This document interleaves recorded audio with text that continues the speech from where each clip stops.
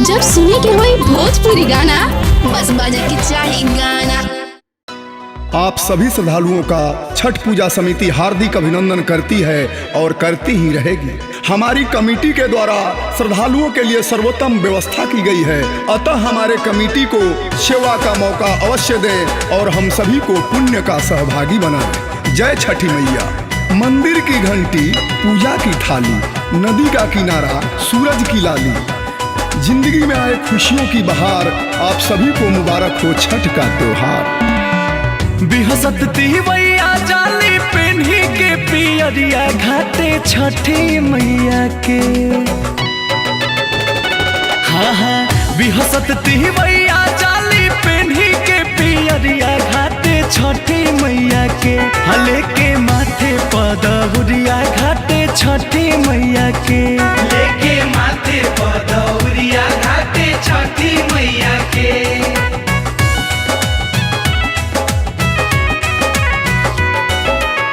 बिहसत तिवैया जाली पेन्ही के पियरिया घाटे छठी मैया के।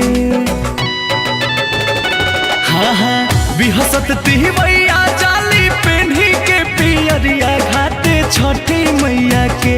हले के माथे पदौरिया घाटे छठी मैया के। लेके माथे पदौरिया घाटे छठी मैया के।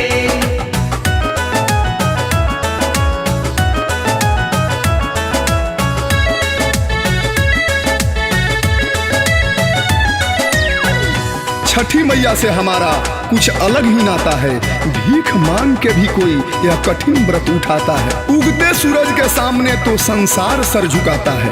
उगते सूरज के सामने तो संसार सर झुकाता है, लेकिन हमारे यहाँ डूबते सूरज को भी पूजा जाता है। घटिया सहजावल बाटे भटिया लिपाइल हो।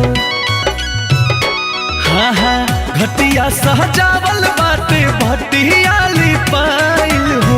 ताही बटिया आवेली तिवैया ए छठी मैया। ताही बटिया आवेली तिवैया ए छठी मैया। घटिया सहजावल बाटे भटिया लिपाइल हो। हाँ हाँ घटिया सहजावल बाटे भटिया लिपाइल हो। ताही बटिया आवेली तिवैया ए छठी मैया। ताही बटिया आवेली तिवैया ए छठी मैया।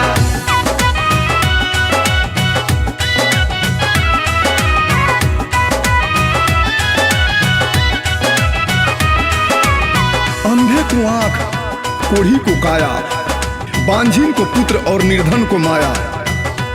जो भी छठी मैया से नेह लगाया, द्वार से इनके कभी कोई खाली नहीं आया।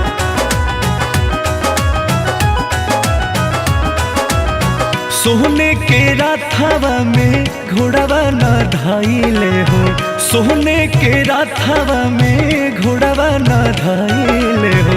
लिहले सूरज देव लगाम हो। लिहले सूरज देव लगाम हो। फुटली किरनिया लाली अरघा के बेरिया हो। बड़ी भागे भइले बिहान हो। लिहले सूरज देव लगाम हो।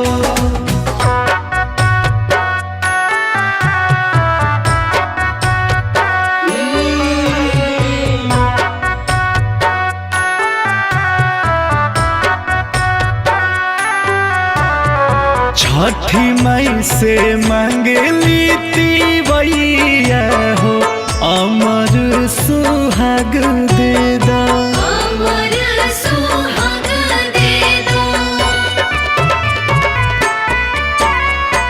मंगिया में बनल रहे से नूरा हो। इहे माई भाग दे दा।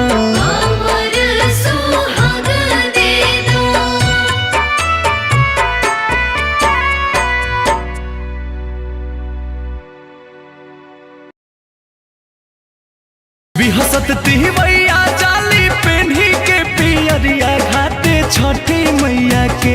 हले के माथे पदौरिया घाटे छठी मैया के।